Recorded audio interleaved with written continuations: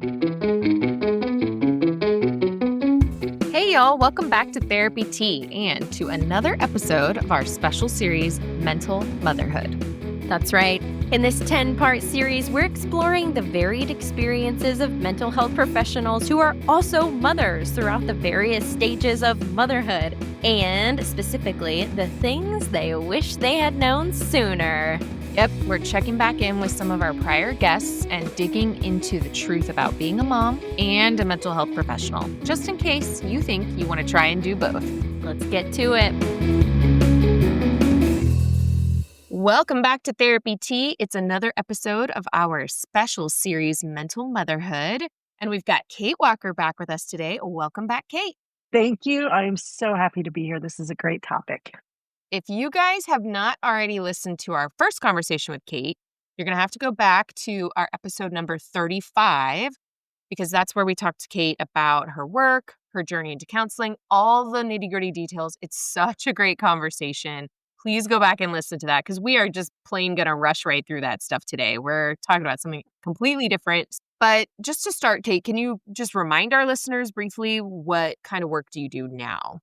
So I still have my counseling practice, and I operate Kate Walker Training, which teaches counselors how to be counselor supervisors. It helps new folks coming into the field grow a business, and we have tons of free stuff and webinars and just trying to be as much help to the counseling community as we possibly can. Sweet. That's why we love you. I know, it's incredible. But she truly does have like a ton of free stuff that I think everybody can benefit from. Oh, thank you. But again, that's not what we're talking about today. No. Okay. That's not what we're talking about. No. Okay, Kate, how old are your kids now? And you've got some grandkids, so how old are they? Oh my gosh. So I wrote this down this morning in prep for this because here's fun fact. The older they get and you get, I can't remember how old they are. So here we are. They're 33 and 22, because I know they're a decade apart. And the one in the middle is 27, because I did the math earlier. And then I have a 4-month-old granddaughter. Oh, super new. Yes. 4 months. So 4 little. months. She's Oh my gosh. so cute. Yes. Yeah. So you're in this interesting phase of motherhood where your kids, none of them live at home anymore. They're all out, and you're a brand new grandma. So what is it like? Let's sort of dig into what is it like to have adult children that don't live with you while you're still seeing clients, you're still running a private practice, you're still running a business. How is it different than when they lived at home and you did all that part? I'm just trying to figure out what to do with all my extra money and free time, and that's it's Rats, what crazy. a terrible problem to have. It's awful. It's just awful. And, it's so funny because it comes to a screeching halt. When the day it happens. And then you're just kind of looking around going, oh my gosh, I haven't felt like this since I was 24. This is this is kind of crazy. So yeah, it's different because then I still see clients and I still run my business, but I get to travel and eat whatever kind of food I want. When I go to the grocery store, I buy as many snacks as I want. This is lovely. It's kind of incredible. Yeah, you don't have to cater to their picky eating or which kid likes this or doesn't like that kind of stuff. You don't have to do that anymore. Right. My youngest will remind me, Mom, remember going to the store and we could only each pick out one snack? And I'm like, no, I don't remember that. That's my answer to everything. Okay. Yeah.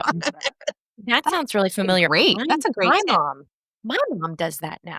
I didn't know that this was like a thing. She was like, no, that didn't happen. It's on purpose. It's all the little stuff, but she'll just be like, no, you got to eat Pop-Tarts. Yeah, whatever. And I'm just like, Mom, what? Because now she's buying the little snack Pop-Tarts. You know what I'm talking about? The little bite-sized ones. The And I'm like, Mom, you expensive ones? The bite-sized ones? expensive ones. Yes, that I wanted growing up. And she was like, no. And okay, I see it now. Kate, I love that I'm just kind of picturing this moment of empty nesting. All of a sudden, the flock has left the nest. That must have been, what was that like? You said it all came to a screeching halt. What was that like? Well, my youngest is she was in travel volleyball. And so it was go, go, go, go, go. And it coincided, our launching, the last one leaves the nest, coincided with COVID. So the year Right. 2020 was the year she graduated. And so she went to school in our house. So she was enrolled at UT San Antonio, but she was going to school in her bedroom. So when she started doing things like she got a boyfriend who she later married, and my husband was kind of freaking out, like, "Well, she can't go over to his house." And I'm like, if she was a freshman away at school, we wouldn't know if she spent the week with him. And so those Oh. conversations started happening. Yeah. And then my husband and I are like, oh my gosh, we have a whole day to ourselves. This is weird. Like, what do we do? And it starts with the food. Let's go out to eat and order whatever we want, and then it Mhm. moves into other things like, you want to go buy that thing? Yeah, I want to go buy that thing. Whatever that thing is, it could be a new lawnmower, but it's still, you're looking at this going, wait a minute, I don't have to put this money aside because I've got to get plane tickets to go fly to Portland to watch 14-year-olds lose a volleyball game or whatever. You're just like, wow, look at this. So it is kind of shocking. Well, and you have 3 kids, and they're Mhm. they're this staggering, so I wonder, did it feel like a trickle down? Or did it, like, you said it sort of was a screeching halt, like, I'm thinking, like, one leaves, maybe that feels a little different, the next one leaves, that feels a little different, and then all of them are gone, and we're having a moment. Like, did it tear kinda like that, or what? So what it felt like was, I can only imagine because I never did theater, but it's almost like one has center stage, but the other 2 are, like, off stage going, "Okay, hang on. They're almost done. Okay, go, go, go." And then the next one's like, "Okay, I am now going to have this incredible issue in my life." And you're like, "Okay, got you in the wings, got you over here. You're moved on, but you're doing okay." And then, it's just like this. And other moms are going to listen to this, and I don't know if it'll be validating or not, but I also call it whack a mole. If you ever played that at the arcade, right? It's just, as a systemic thinker, I'm an MFT by trade and by training, and that's what I do. I think in terms of like this homeostasis, right? This is like a family can grow into this normal of whack-a-mole, problem, problem, whack, whack, whack. And then they're gone and they're sort of doing okay. And you're like, what do I do? What can I fix? And it's really, really tempting to get like deep into their lives again and start to Mm. like solve their problems with all your extra time and money or whatever. And so that's probably the biggest challenge, is to just be like, back off, shut up and listen. They didn't ask for help yet. You know what I mean? It's that whole sort of waiting instead of just like, go, go, go, go, go. Yeah, and that seems like a pretty big mental shift to have to make for you as the mom. Mhm. Like, was that hard for you, or was it like, "Thank God I get to finally make these problems not quite my own?" I think this is where being a counselor mom or a therapist mom really helps, because speaking for myself, I feel like women are trained to be codependent, especially if you're a mom. You're trained to anticipate needs, fill those needs, and just move on to the next one. And so I think it's a very therapist thing to do, to not give into that urge. Mm. And so I really feel like my counseling came into play in the best way possible, or it still does. And I'll even talk to my husband. It'll be like, well, I talked to so and so today. Silence. We kind of silence each other. And then it's like, did they ask for anything? No. Okay. And I mean, like, we have to check each other, like, because we know they're in the middle of a move, or they just had a grandkid, or they just changed jobs. I mean, we know this stuff is happening, which is very sort of like, okay, it's my turn. I need to swoop in and do something. And then to take a breath and sort of, hold on. Wouldn't you rather like go out to dinner and go buy a new lawnmower or something? Right? I mean, let's go find something else to do to become whatever it is we are supposed to become at this stage of life, which is a therapist thing. That is not, I don't think, what intuitively happens. So, Yeah, that makes sense, right? It's like the boundary setting that we have to do to be therapists is coming in clutch for you here. absolutely. and all respect to multi-generational homes and, situations where, it's a very close kind of collective situation. It's not our situation though. This is just, I've got a kid in Boulder, Colorado. I've got a kid in the Metroplex. I've got a kid in the Houston area. I'm in the Hill Country. So it's just not our situation. And so this is just the way we've chosen to do it, to be in the healthiest possible mindset, or else, it would be a lot of travel again. And it Yeah. is, because I go see that grandbaby at least once a month. And I love taking my kids to Target. And I still love, filling their fridge and taking them out to dinner and stuff, so that's still going to happen, whether they Yeah. like it or not, which I know they do. Yeah, I Oh, they think they do. probably Yeah, yeah, yeah. I like They anybody definitely who do. volunteers to fill my fridge, for sure. I'm curious about the identity shift that maybe sometimes I hear about happening, like this sense of like you were talking about it sort of a little bit, like as women we're often trained to be sort of codependent and anticipate the needs of our children, and that almost becomes like your identity. Like being a mom is like who I am in some ways. And then when they don't need me so much anymore and I'm respecting those boundaries and I'm trying to let them figure it out on their own. Then the question is like, who am I? And I wonder, like, did you experience that shift and how did you figure it out? Or have you figured it out? Who are you now that you're not a full-time mom? Well, and I haven't really gotten into the aging literature too much, but I really truly think of this as like a second identity formation, without Mhm. well, no, it's got puberty too, because menopause, right? So, you're going through these body changes, you're going through these life changes. And I think as a counselor, I've worked with so many couples, and what we do know from the data is that launching your last kid puts so much stress on a marriage. And because Dave and I have lived through so many mobilizations with him in the military and the traveling, we've had to be so intentional about our marriage that this time it's almost like I could see the choice. So, like, I see the choice all the time. Like, okay, we could definitely get back into focusing on the kids. But, I really want to have a happy life with this guy for another 50 years, however long, right? So that just won't happen on its own. So it's what we do tell our clients. It's not like this, it's you can look at it like a vacuum, like, "Oh my gosh, who am I? What am I gonna do?" Or you can start getting intentional about it, planning for it, really making this something that you do with every single phone call and every single interaction. And that's what Yeah. I've chosen to do. And Dave, because he's my husband, he's gotta do it too. That's great. We've talked a lot about, like, personally how this affects you, your identity, things like that. But a huge part of your life, Kate, is being this entrepreneur and in this field. I'm wondering, having the kids and then not having the kids, has that impacted your professional life at all? Yes, the identity also having the identity outside of being a mom, the professional life was huge. And Yeah. so, going to like chamber of commerce meetings, making friends with other entrepreneurs, buying coffee for a salon owner because I'm really curious how to build a business that doesn't fail. And, those types of things, along with school, right? Because I was kind of addicted to school for a while. That it helped me develop a life and an identity outside of being a mom.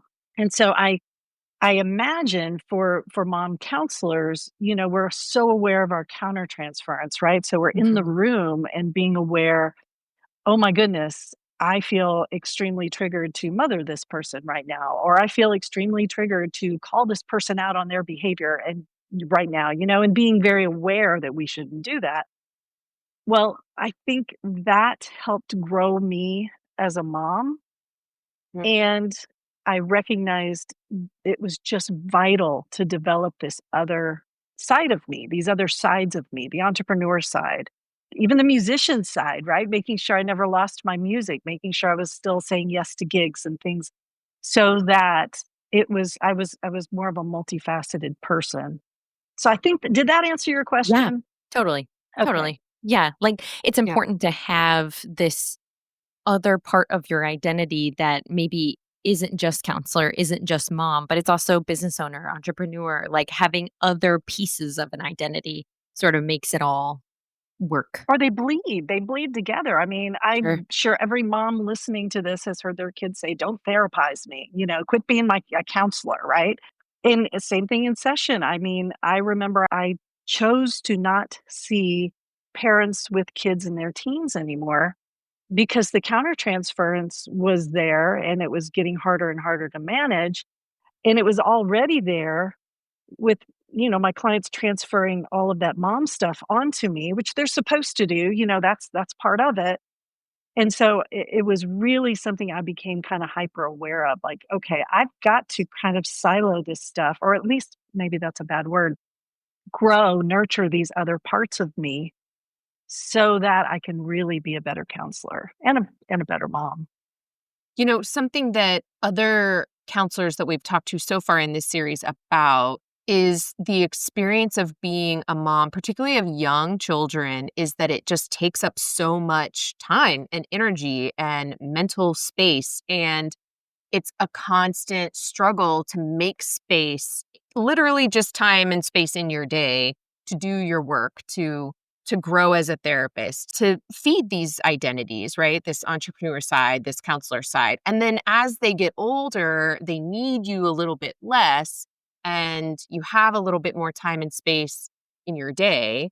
And I guess I'm wondering about, like, did you find that you were able to pretty easily shift into, like, okay, I have all this extra time and free money. Now I can really dig further into the work stuff in a way that maybe I didn't feel like I had the time or energy for. I had to blend it all really differently. And did you kind of throw yourself into work a little bit, or were you mindful of that? Like, how did that go Yeah, Kate, when because you you work a left? lot. Like, you have a lot of content and you have a lot of stuff that you're doing, and it's Oh, and then you're like, stop. "Oh, and I also slap the bass every now and then." Like, it's like, "Come on, what?" Like, so yeah, let's really answer this. How do you do this? Well, okay, so let's look at this from the very beginning, right? So my first job was a teacher. I worked 8 to 5. And so I was, married at 24. I was a mom when I was 25, 26. So I got used to very early putting my kid into daycare. Okay, so putting your kid into daycare frees up mental space, but Mhm. then you get hit with a Mack truck when you get home, right? Because then you're like, okay, now I got to do all the things. And Yeah. my first husband was a pilot, so he traveled. So then, enter, single mom, and then that Dave had 2 more kiddos, still working 8 to 5. So daycare trained me, as it does lots of moms. Okay, you gotta trust that these Got a people are window of taking care of your time. kids. Right. And then, man, when they get home, you gotta, nose to the grindstone, go, go, go. Well, then I don't know if I read a book. And I kind of honestly think going to school to become a counselor, like, nothing against online courses. I went to class. Like, I went to class for my master's and to class for my PhD, and it reparented me. I'm not kidding. I had these wonderful professors. I worked there. I got little part-time jobs, and it really taught me about boundaries and about identity formation and stuff. So you're going to hate this. I would wake up at 4 in the morning. I would get a whole day's work done, and then the kids would wake up. We go, go, go, do all the things. Husband might be home or not, right? He might be deployed, he might be here. And then I would go to bed at 7 or something weird, I mean, I was the whole it was and please hear me, I did not do this alone. Like, I had breast cancer at one point, and when the church ladies brought me dinner, I accepted the dinner. But Mm. long after I got better, I had a meal service. I kept somebody delivering meals to my house, putting it into my fridge so I could magically come home at 5 and be like, "Oh, dinner, thank God." I kept a housekeeper. I was stretching paychecks beyond unbelievable means. But Mm. so those types of things, it's just that mental, okay, this is what I've chosen to do. Your family gives you so much when you're going to do these things like start a business or go back to school. They're investing in you. They're losing you mentally, physically, geographically for part of a day. So it's like, what are you going to do with that?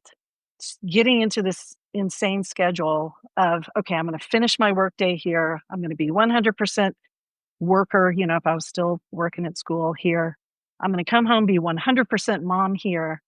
And then at 8 o'clock, I'm like a bar. You don't have to go home, but you can't be here. Go to your rooms, pretend to sleep. I don't care.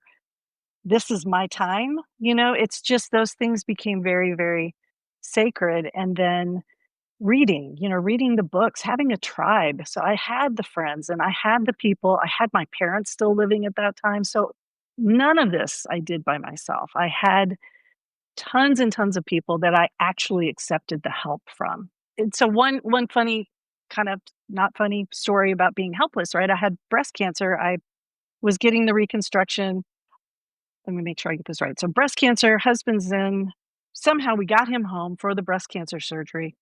And I remember, like, you can't do anything. Like, you can't even lift a gallon of milk, right? So he's home, and I know for a fact they're eating chicken nuggets for breakfast, lunch, and dinner. Just, I know that's happening. Living the dream. And what am I going to do, right? And lo and behold, everybody lived. And I remember at that moment going, oh, well, shit, I don't have to have my hand on every single thing in this household for it to run well. And that was a great lesson. This makes me think about how important it is to sometimes lower our bar, our expectations bar. Like, get over yourself. Your kids are not dead. They're fine. 100%. And that sounds callous and awful. And I could sound like the typical Gen Xer and say, well, back in my day, we just went out for 8 hours a day on our bikes and nobody knew where we were. Yeah. But it's true. Yeah. And now with Find My Friends, and oh my gosh, I had this wonderful story about my teenage daughter coming home telling me she was one place and me going, yeah, Find My Friends. No, you weren't. I mean, when you have those kind of tools as a parent, I mean, relax. It's like you can watch them. I mean, my husband and I are like eating popcorn in bed going, oh, look at her. Yeah, still, and we were just like so excited about this story. Same thing. Oh my gosh, I hope she's listening What to kind this. of lie is she going to tell? We just can't wait to hear it. We're so excited. Facebook. To see Like, what she's she gonna added say. us as a friend in like one of these groups that she belonged to. And so my husband and I like were on Facebook looking at this group, and then we're like, daughter replies, loved seeing you in, LA. And I'm like, oh, look, honey, she's in LA. I mean, come on, parents, when you've got technology like that, relax. Fair. Well, like, and trust that, and I talk about this with parents all the time. Like, trust that you did pretty good. Like, you trust that secure attachment that you built with them. Like, this is where the rubber meets the road. Like, this is kind of what you worked really hard for. Yeah, they're like, I need to know what my teen is doing at all times. I hear that. But also, you worked your ass off to create this person. Now it's time. They're not going to be perfect, as you can see on Life 360, but they're going to be fine, probably. And if they're not, they're going to call you because you have that secure attachment. Yeah. And I think having the age span of kids that we have, you get to see that it's a long curve.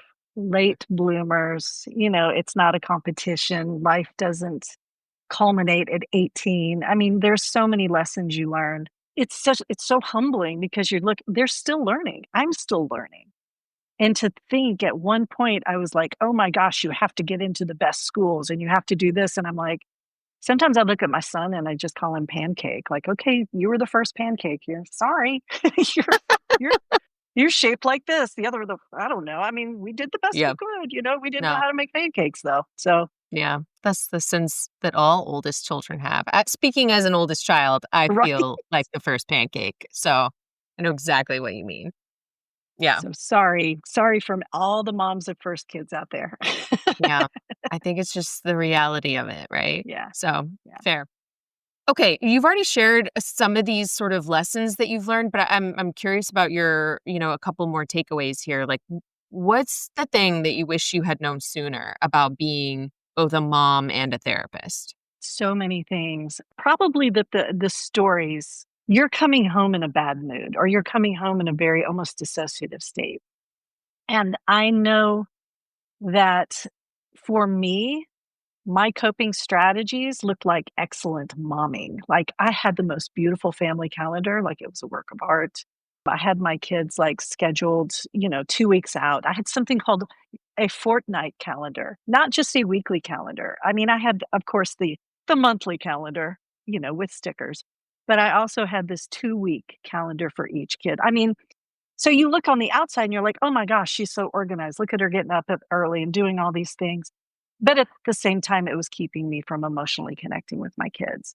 Mm. And if somebody had helped me understand that dissociative state that we're in when we, especially with virtual and the camera and the fact that it's almost a vertigo sensation getting off of a camera. I mean, I don't know if you've ever played, Guitar Hero, but, if you look away, it looks Yes. like your curtains are moving up, right? Your brain is just doing a different thing when you now try to reengage with your family.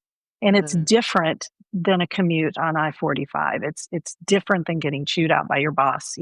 There was just no article or podcast on that. So this here, you guys have done this. Good job. I love that's why I love this. I mean, I'm like, oh, I hope there's a mom listening to this going, that's what's happening to me, and nobody's going to correct you for it because it's like, oh my gosh, look at that calendar, but definitely needed There's to external know. validation for being that way, but actually a sign of a problem. You got it. It is that intentional, shut up and listen, shut up and connect. I didn't know how to do it then. In what ways do you think being a mom has impacted you as a counselor or a therapist? Has it changed how you do therapy? Has it changed how you do momming? I was one to dive into books and do all the things. So when I would tell a client, you know, tough love, tough love, tough love, I was coming from a place of, okay, I know tough love does this, but it's not like a magic. And I think that helped, especially when I did start working with parents again, helping them understand tough love is for you, not for your kids. So those types of things, understanding that I was field testing every intervention I was trying to deliver to these folks. How did you know when you needed to stop seeing parents as clients? It was when my oldest was a teenager and, it was the first pancake. So we were going through the things and I had a parent and you know the story. They come in and they have a kiddo that's doing exactly the same things. And it's almost like a kid, in the back of the class going, oh, pick me. I know the answer. This is, and I thought that is not therapy. I'm about to double down on like a friendship thing here. Mm. And I didn't, so yay past Kate, but I realized if that keeps happening, I won't be able to do what I need to do, and that was the most important thing. I needed to be able to mom the best I could. And it's interesting because that led to a whole client shift into infidelity, which I loved, and then it was Mhm. completely different and helped me dive into an area of research I hadn't really even looked at before, so it was great.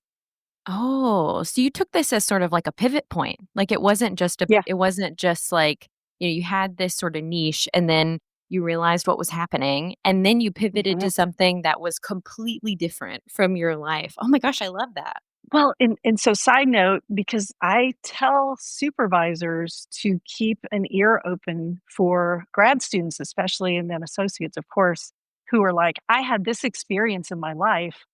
And so I'm going to go into this because I'm going to help because of what I went through. Beautiful. We've all done that. That's really why we're in the field. But But not the greatest idea as you're growing, right? right. Because of all the Yeah. so that is something I do preach to supervisors and even grad students. Like, that thing you think you wanna do? Don't do it. Just don't do it for, like, 5 years, and then go do it, but just wait. And see So and maybe evaluate. Well, and I want to really support this like perspective of like you're noticing countertransference and you made a choice to pivot.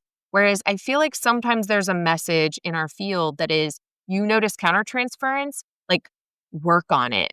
Like Mhm. you as the Mhm. therapist need to like stay doing the work and like you need to change and be better and like it's a you problem but you need to keep doing the work and not just pivot, right? Whereas I love this like idea that like, okay, you're experiencing the countertransference. you noticing it. And instead of like saying, well, I'm just going to make it, I'm going to white knuckle it or grin and bear it, or I'm going to do it anyway, and I'm going to make myself better at it. I'm just like, no, I don't have to. I can admit the countertransference and I can just literally see different clients, and that's okay. I don't, Yes. I don't have to be guilty about that. I mean, so yes, yes, and right. And, you do continue working on it and you are aware of it. And this is a developmentally advanced stance, right? With Yeah. level 1 and 2 folks who are just starting out and they're learning themselves. Yeah, you're going to have to work through some stuff because you need the experience. And you have this amazing supervisor that you can work through it with. And when you're on your own and you're still discovering all this, this is why I give away as much business advice as I do, because I believe the pressures of running a business and making a living and keeping 7 clients on my list every day, it forces me to make bad clinical decisions. Mm. And for moms, that's times 10, because if you're making a bad clinical decision that's negatively impacting your ability to then be a mom when you get home, but it's because, well, I have to make, $1,500 every day or I can't do X, Y, and Z. I mean, Yeah. that comes down to money, right? And so that's a terrible clinical decision. So my hope is if I can give people enough stuff, whether it's through the podcast or they'll have some skills to be able to ease up a little bit and start making great pivots and adjustments so that they're healthy clinicians. Okay. I'm curious about this new experience you're having, which is being a grandma. Yeah. And like you have a baby grandbaby. And I'm curious about how that has had an impact on you as a person. I don't know, on your priorities, on how you work, on your professional life. What's it like to be a brand new grandma? Well, it's so funny because I'm going to really think before I speak here because, if my daughter's listening to this, between us and the millions of people listening, I have boundaries. Okay, like I'll show you a picture of my grandbaby, and she is the cutest grandbaby ever produced in the I'm history of the sure. world. But when I'm driving home, it's a nice feeling. Like it's just, Yeah. I mean, this thank is a kid that you get to give back, right? yeah, and Unlike and your I others. never, and people told me, oh, the best thing about being a grandma and grandpa is that you get to give the kid back, and I'm like, sure, whatever. And it's this feeling of like okay, I'm packing the car. Oh, she's crying. I'm so sorry. Oh, look, I made you some bottles. Nope, nope, I'm just got to take my stuff to the car. One more thing. Okay, bye. I'm sure our, new mothers also love to hear that.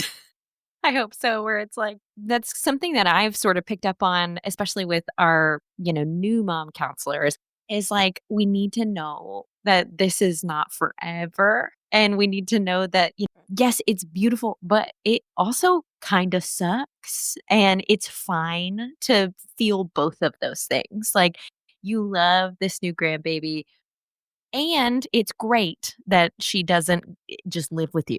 And maybe that's one of the things I can add to the experience for my daughter. A lot of times I have had these really good talks with her that are, this sucks. It's okay that today you don't want to be a mom.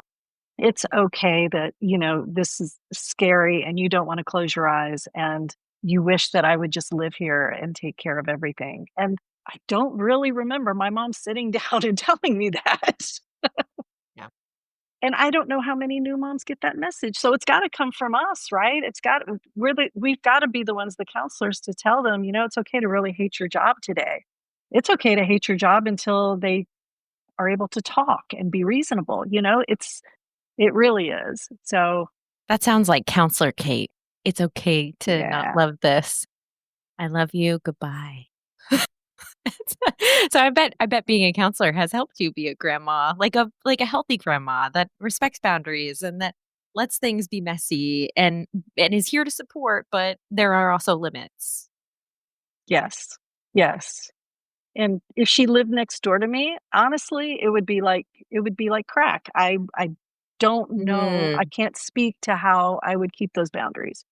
So, being 4 hours away, it's definitely a way to make it easier, and that's something I impart as a counselor to parents as well. Geography helps boundaries. So does being pissed off, but we don't want that, right? So no, geography helps boundaries, and so let's use that, and it's okay. And it's okay. Yeah. One thing I think about when it comes to like being a grandma, especially like a new grandma, when they're so adorable and precious and also not entirely your problem, there's maybe a sense of like, I do want to spend more time with them and prioritize, that relationship. And so I'm curious about how that might impact your professional life or how it is. Like, do you set different boundaries with work or is it just like the same old, like, I'm not working or what? Like, how does that look? Well, the boundary that I try to maintain always is if I'm with you, I'm with you.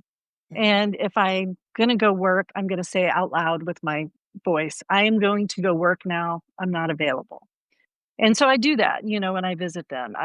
Beforehand, I'll say, "Okay, I'm coming to visit. I have, this webinar. I've got this thing I've got to do." And to address part of your other question, having 3 kids has helped with the idea that I might over focus on one because siblings have a way of letting you know when you are favoring or giving too much attention to the other one. Almost like, I don't know, if you have a job and you figure out you're wearing your red sweater every Monday, you have to, like, have a calendar and you go, "Do not wear the red sweater on Monday." Like, Tuesday, I wore the red sweater. Thursday, you know what I mean? So, Yeah. it's having the 3 kids and making sure, again, being intentional. Okay, this one has the grandbaby, but I'm gonna go visit this Yeah. one, and I'm gonna go to Colorado next month and visit this one, and I'm there, and I'm all yours, and I don't even honestly talk about the other kids when I'm with the kid that I'm with. I hadn't even It's thought about that. intentional. That's when you have a new grandchild, how does that then impact your relationship with the children that you have that don't have a grandbaby, right? And how do you be like you're being, which is thoughtful about that? Like, oh, I'm so excited I have a grandbaby and now I just like spend all my time with the grandbaby and that child, but you've got 2 other kids who don't happen to have grandkids yet, but they're still your kids. This goes back to, when we again, systemic thinker, you can organize your home around a problem, or you can organize your home around unicorns, whatever. So when the kids are young, yes, you're gonna have the whack-a-mole, and if you organize your entire house, again, thinking like a counselor here, you're coming to counseling because you got this kiddo that's just going off the rails. Okay, well, tell me about your other kids. Well, they don't have a problem. I don't care, I still wanna hear about it. What do they do? Where did they get good grades? Have they, painted you a picture? What color was it? Where'd you put it? Is it on the fridge? So this idea of having 3 kids, but understanding it was my choice about how to organize my family. And I had so much influence because my husband, when he would come home, would defer to me. That's kind of just the military way, the spouse that goes home, they come home, they tend to defer to the one that's boots on the ground. So taking that lesson now to this new identity formation is really, really helpful if I wanna maintain my relationships with everybody in my family. I don't know. I'm still kinda confused as to, like, how you kinda do all of this because you have this sort of, like, Kate Walker training, excuse me, but empire, and then we have, like, all the kids that are all separated now, and we're trying to, like, fit it all in, but, that's amazing, and I think Karen has a really good question that may give us a little bit of insight into how you do this, actually, so I'm sure we'd love to hear it. No, I don't think it's related to what you just said at all. But no, I'm asking about like support, like Yeah. at this stage in your motherhood experience, like Mhm. what's the kind of support that's the most helpful? What's the kind of support that you recommend other people provide to the friends in their life that are now empty nesters, that are now grandparents, that are dealing with the adult children with problems that they aren't supposed to solve anymore, right? What's the helpful stuff support wise? Well, so we go back to my coping skill of creating a calendar, right? My magical power of time management, which again is from being an ADD kiddo, as so many of us entrepreneurs are, right? And as girls, we don't know, my nickname was Late Kate. That was just everybody knew I was gonna be late. As I developed this coping skill as this, post-kid, I mean, and Jasmine, you're gonna think this is so cheesy, but I literally sometimes walk around and say out loud, "I love my life. I love my job." But it's time management. I wake up in the morning and Siri and I have a conversation about timers. My timers go off all day long, and when it goes off, I stop. Like, I literally even if I don't remember what the Uh, timer's for, Yes. I'll be Yes. like, because I'll be in the car, like, you and a don't timer snooze will those go off. timers? I'll pull over. I may snooze it when I look and see, "Oh, well, yeah, I got 30 more minutes." Snooze. What I preach to people who come to the webinars and listen to the stuff is you can't do all the things perfectly, right? You can do all the things, but you can't do them perfectly. So number 1, lower your bar. Yeah. Number 2, help, like, be therapeutically selfish. You have 5 days and however do the math hours that is. If you think cleaning toilets is part of that needs to be done by you, then we've got a problem, right? So you start to fill in the gaps with, "Oh, but Kate, that's expensive." I'm sorry, have you ever bought a pizza for a family of 5? Oh, no. I'd No. rather have a housekeeper. Oh my Thank god. you. Right? So it's sitting down and looking at these things and then saying, "Okay, Wednesday, no clients." Then Wednesday and Thursday, no clients. Then it's requires a tribe. It requires you to be therapeutically selfish. And knowing that, you know what? If you're happy as a mom, it's probably gonna be infecting your entire household, right? I mean, either your bad mood or your good mood is, right? And I saw something today in one of the threads online, figure out your why. Figure out why. Like, are you starting this business because dot, dot, dot? The kids are always gonna have a problem. They're always gonna have a practice. They're always gonna have a thing. Is your why strong enough to create space like it's your kid, right? Because if you can't even create space for yourself, and then you say, "Well, I'm gonna bring this new virtual kid, this business, this practice in." I don't know, that just doesn't seem to solve a problem, right? So you just sit down and take care of the basics. Just take care of the basics. Make a calendar, set some timers, and then go from there.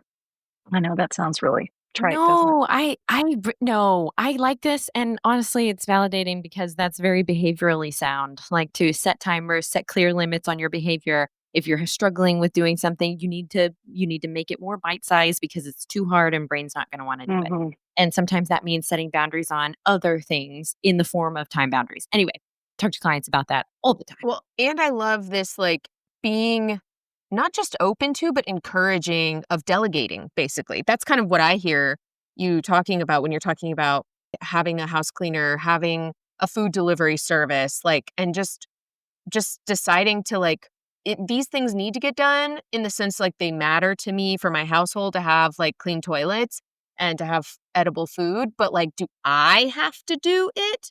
Or can I use these other kind of resources available to me and just allow myself to delegate some of that shit and not feel Absolutely. guilty about it and recognize that that's actually how I prioritize my energy and my time in the places that I actually can't be replaced. Like, you can't be replaced in the emotional connection with your child. Someone else can clean your Exactly. toilet. 100%. And then if you start a practice, you've got these people, Yeah, ethically, legally, you have to depending on you. maintain Yeah. an emotional bond with and take money from them and Mhm. pay taxes on them and, right, keep the lights on. So again, it's like saying, I've got I'm sure 6 it's not kids, I'm gonna awful. buy a Saint Bernard puppy. Make sure you feel really good about being selfish, right? The whole put the mask on you first, right? Feel really good about being selfish. And I promise you, the rest of it will actually work out pretty beautifully because systemically, what do we know, right? The family is Mm. going to organize itself around the most emotional person in the room. That emotion could be an illness, that emotion could be an addiction, or that emotion could be a really happy and satisfied mom or dad. You know what I mean? So it's the beauty of homeostasis, right? Mhm, mhm. Yeah, and paying attention to that linchpin is how we get the rest of the wheel to turn the way we want it to. you've sort of allowed I love that you've allowed your why to change, right? Like, especially fresh green counselors come into this field and they're like, "I wanna help people, and I feel really passionately about this particular form of therapy, and I'm doing it to help people." But then when you become a mom, I mean, your why completely changes, right? Like, and I'm kinda quoting, like, your in our first interview with you, it's like, you do this for money as well. And like now priorities sort of change. And so what does that now look like? Because it's not, you can't hold on to all the whys all the time. Absolutely. That is well said. Yes. Kate, what's one piece of parenting advice that you swear by? If you need an answer now, it's no. Yes. You can always ask for a break. That's what I tell every single client. I'm like, hey, you feel like Love you're that. pressured? You can always ask for a break. It's what I try to tell myself, and it doesn't work, but it's good. It's good. Yes, Kate. I understand this. Nobody's Yes. going to pressure me. Nobody's going to pressure me. It sounds like, too, I like that this works probably for all ages of your children. Like, it Oh, works yes. when they're little and when they're big. Yes, absolutely. Well, that and another one was fun. Do you guys remember 1, 2, 3 Magic? No. Okay, well, it's a book. Okay. Okay, pure honesty, I never read the book. But in a nutshell, it's 1, I say the thing, you better do the thing. 2, this is your last warning. I need you to do the thing. And then 3, if, it's training the parent, you enforce the consequence, right? Mm. So I remember when the kids were little, my husband and I, we'd both look at them and go, 2. That was it. Skipped one. That's We hilarious. all know what happens. We know the 1. We all know what happens at 3. So we look at a kid and go, 2. I mean, and that trains the parent, right? Like, I Mhm. am gonna follow through on the thing Yeah. I say I'm gonna do. So, the way that works with older kids, if you need an answer now, it's no. And if I said I'm getting in the car and going back home, I am getting in the car and going back home. And we'll talk about the rest on the road or what you need next later. I mean, you're teaching your kids to manage their emotional response to the reality of delayed gratification, Mhm. Like, you don't get what you want in life right when you want it. This is a reality of adulthood that truly does suck, but it's a part of life, right? You don't get what you want right Ooh. when you want it, and it's an important lesson to learn as a small child or a teenager. Like, that's just Well, how it and is, bro.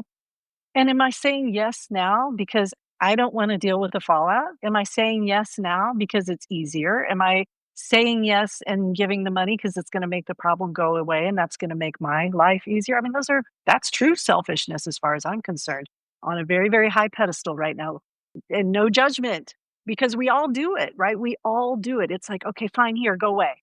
But 100% that's for me.